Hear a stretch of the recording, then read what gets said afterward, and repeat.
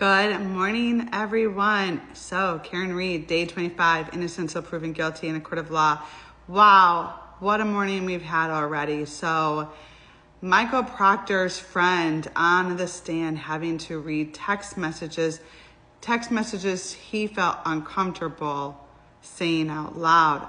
Dude, how mad would you be if you were his friend and you were called to testify and read these text messages out?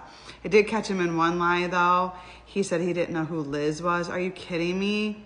It's Michael Proctor's wife. You don't know that? You've been friends with him since middle school.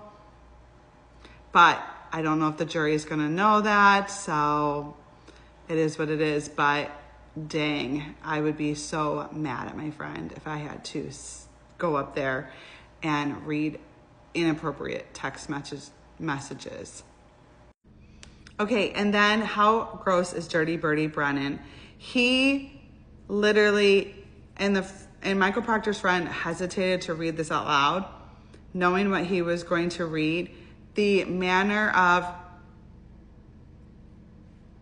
passing of John O'Keefe's brother-in-law, that the world didn't know, that nobody knew, and now everybody knows what happened. And I thought it was such a low blow and so insensitive and disgusting on Brennan when John O'Keefe's brother-in-law had nothing to do with this case. My opinion, Brennan is not a favorite of mine. And I usually always side with the state and prosecution. And then we have Kelly the Diva, Kelly Dever, whatever, however you say her last name. I thought she was super unprofessional for being a police officer. I thought she was snarky, she was rude, she was hostile, she was very combative.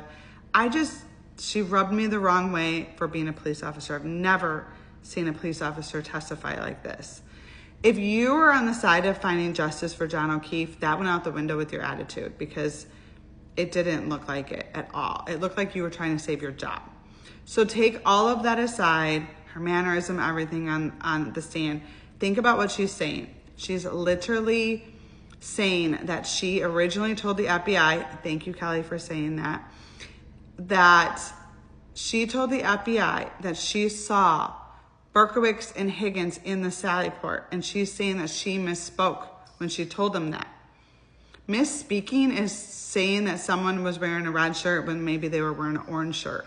Not if you saw someone in the Sallyport or not. That's so bizarre. Really think about that. She's saying that, and then she ran and told the FBI that she misspoke. Which the FBI is probably like, okay.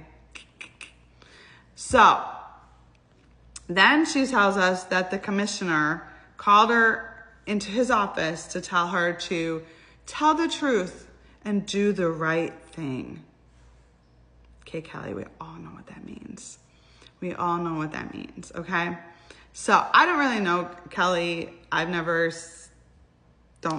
even did a deep dive on her, but I just felt like, as being a police officer, very unprofessional on this stand.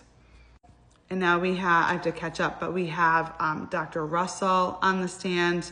Love her. She has a lot of education about things, a lot of experience, speaks very well. I'm sure Brennan's going to be so nice to her on the stand. See, defense lawyers and prosecutions need to listen to us TikTokers, YouTubers, on X, social media people, because we are people who would be on a jury. And if I was on the jury and I heard Brennan talk the way he did, I would be so disgusted. It would turn me off. I just would tune them out and not even listen to what they're saying. When a witness is combative, when a lawyer is combative, I'm just like, I'm done. Nobody needs to be nasty in the courtroom. That's just my opinion. And I know that they complain about social media and all of us influencers, if that's what you want to call us, talking about this stuff, but they really need to pay attention. So I'm sure Brennan's going to be so freaking nice to Dr. Russell, and I'm going to lose my cool because I love her and I love the Commonwealth's medical examiner would not change anything on her report, even when Michael Proctor was putting pressure on her and calling her a whack job. Remember that. He called her a whack job. So anyway, that is all I have to say. Let me know in the comments what you think.